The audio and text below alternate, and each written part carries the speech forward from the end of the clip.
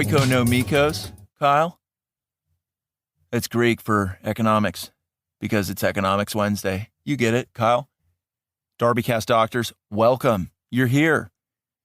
What to talk about today? There's so many things. There's always a ton of things. Sometimes I'm like, I don't know what to come up with, to lay down for the people, give them what they want. But truly, there's just a nearly limitless amount of fun things to talk about. TooManyFunThings.com. Don't go there. That's probably an inappropriate site. You know, I was thinking about something pretty big today. I was having a conversation with a dear friend of mine, and I was like, why does it feel like so many people kind of left to far left? Why do they seem so miserable? And we arrived at the conclusion is that their morality and their God is their politics, no separation of church and state. Do you understand? Boy, that's a rough space in which to live, because the way this election has been framed, I'll get into a little bit of election stuff, right? As people are describing it, I'm hearing this from the left, that this is a moral referendum on the character and spirit of the nation. And I'm like, those are big words to throw around for a godless heathen like you, sir or ma'am. And it's going to be a hell of a show, right? Because people on the right, they generally believe in some kind of God. A lot of people in the U.S., that God is the big guy. That God is JC. That God is the Holy Spirit, the Trinity. Okay? And an election can't take him out, right? But when your religion is your politics and you lose a major election and your God is just murdered, boy, having that on the table, then you understand the stakes of the game, right? That's why these people, they lose their freaking minds. Because no matter how this election goes, I think people will still go to church. They'll still go to worship. They will. But how disillusioned would you be if your sense of morality and your God was slain by Donnie J? Whew.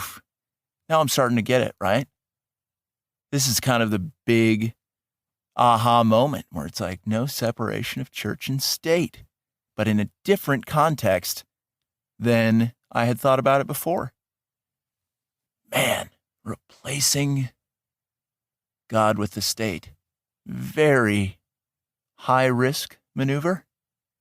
If Donnie J loses, people will be upset. They will. They will.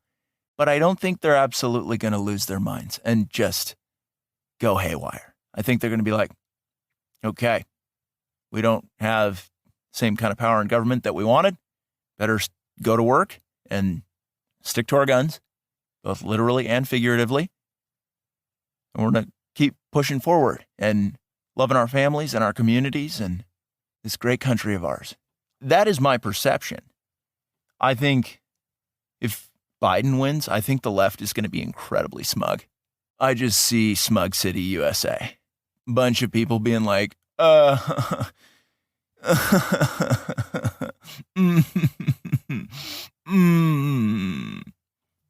of those noises. I see that. I anticipate hearing those things. Very interesting. Is it not? It is. Boom. Beat you to it. It is interesting. And you realize Biden is just a husk of a candidate, right? Like, say what you want about Donnie J, but he is a big personality who makes people feel all sorts of different ways, right? Biden is the most milquetoast candidate I've ever seen in my entire life. And he's exhausted. And I get it. He's an old fella. He's tuckered out. I'm looking at the support for Biden versus the support at Trump rallies. Boy, is that a stark contrast. Boy, is that rough. If Biden wins, Biden should win based on the amount of money and advertising. Like if, because that's part of the new religion is advertising all the time, everywhere. How many things tell you, whatever screen you're on, I wonder how many times a day you see a reminder to vote if you use a screen, right? Your cell phone, your tablet, your computer, your TV. You want to turn on a sports game and it's like, vote. And they want you to vote for Biden, right? When somebody says like, go out and vote, they're not saying that like, go vote for Donald J. Trump. I don't think that's the case. But I think there is an interesting psychological effect that goes with having something shoved in your face repeatedly for quite some time. It's a rejection of said thing. And I think there may be a Donnie J landslide. Boy, would that tickle some pickles and explode some noggins. It would. Personally, I think that the powers that be, and if you want to know more about the powers that be, you go back and you listen to the Illuminati Mike series on DarbyCast, part 1, 2, 3, 4, and 5. I think the powers that be want Donnie J to win. I think they know about this psychological effect of just throwing Donnie J out there as the ultra counterculture icon, because everybody wants to be kind of hip, edgy, cool counterculture. There's going to be some blue-haired fat chicks who vote for Donnie J. Mark my words. Because it's counterculture. Very interesting. Very, very interesting. But I think the powers that be want Donnie J to win to justify the craziness of the response of their people, their minions, their foot soldiers, their arsonists, the old Loot Magoot, the old Arson McGarson. That's a hell of a name, right? Hey, the name's Arson McGarson. Here to stay. If you see anybody or hear of anybody named anything like that, get them the hell out of there. Or you get out of there, right? Boy, this is just a fascinating time. A lot of people are real bummed out. They're like, oh, things are going to get crazy. I'm like, why aren't you excited to see what happens?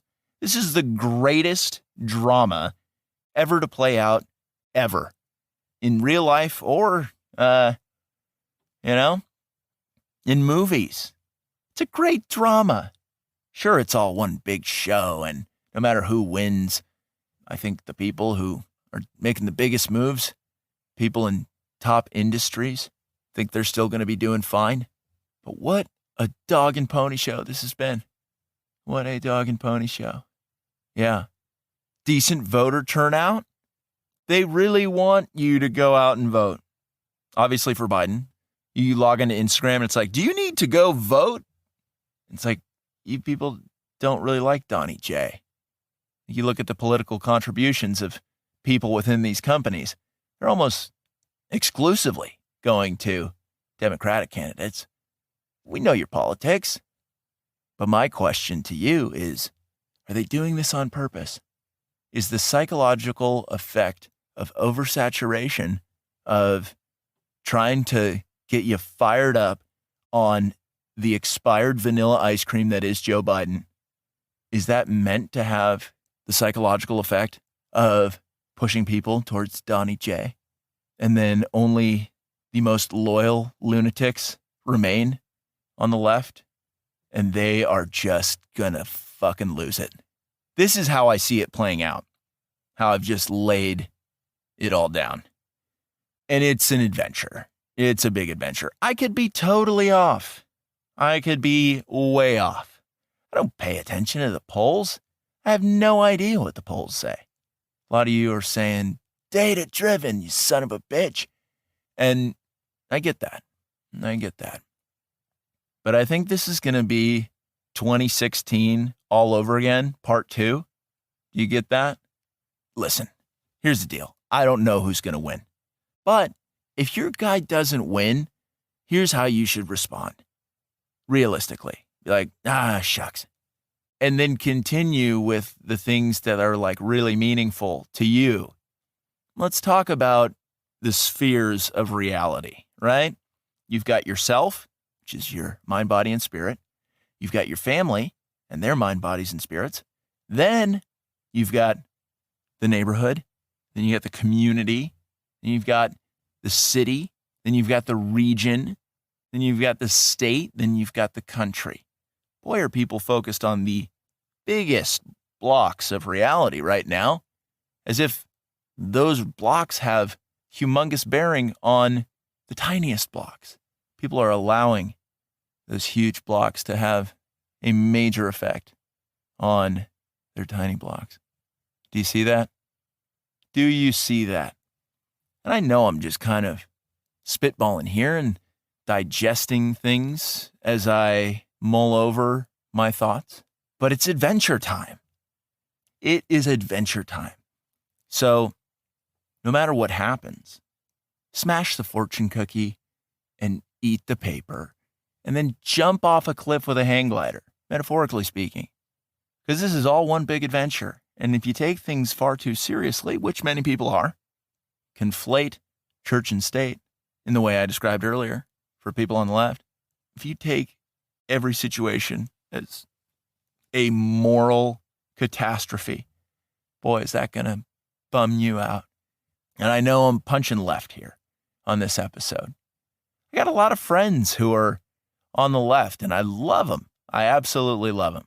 I don't agree with them on a ton of stuff, but whatever. It's going to be an interesting show. It is going to be an interesting show. There's another way this whole thing could go down. Things could get ugly.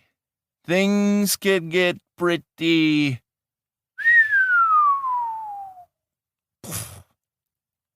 A lot of people have been anticipating such a thing. I, for one, don't think it's going to happen, but I won't rule it out as a absolute zero possibility, right? You get it. What a disaster. What a disaster. You know who I want to win this election? The American people. The American people who need to take a little bit of power back from both the government and the corporations that have their mitts all over everybody's life, right? Kind of slipped in the back door. Government and corporations. They kind of wined and dined the country a little bit. They're like, look at all these gadgets and gizmos, and look at how, you want free money? Huh? Boy, is that a seductive offer, right? You're like, hey, you want to get a little fucked up, and then I'll give you some free stuff? Want some cool shit? Boy, sir, do tell. But there are no free lunches. Boy, they just slid right in. In America, as you're getting plowed, you're getting done dirty in a little bit of a, kind of a sense. Maybe you withdraw consent a little bit and you say, guys, would you stop raping us as a country? With corrupt people in government and corporations? Hey, take it out. I'm going to call the cops. Whatever that looks like. Very interesting. I don't know if I've mentioned this on the DarbyCast before, but Ralph Waldo Emerson, many years ago, that's what you say when you don't know the exact date of something. Many years ago, he wrote the words rape culture to describe, you catch that? Rape culture? To describe the tenuous relationships betwixt business, government, and the land and the people of a country. Taking a whole lot, not giving anything back, right? Classic date rapists, some of these corporations. Classic. You think you found the perfect person, but then you realize they've roofied your phone with a digital roofie. And boy, are you woozy. And they're like, all right, time to take it all. And it's like, get the fuck away. All right? You pig-headed spider demon. You? I don't know if you say that, but that's a cool thing to say. Say, I'm about to lay waste to you, you pig-headed spider demon. Get out of town. I don't know. DarbyCast.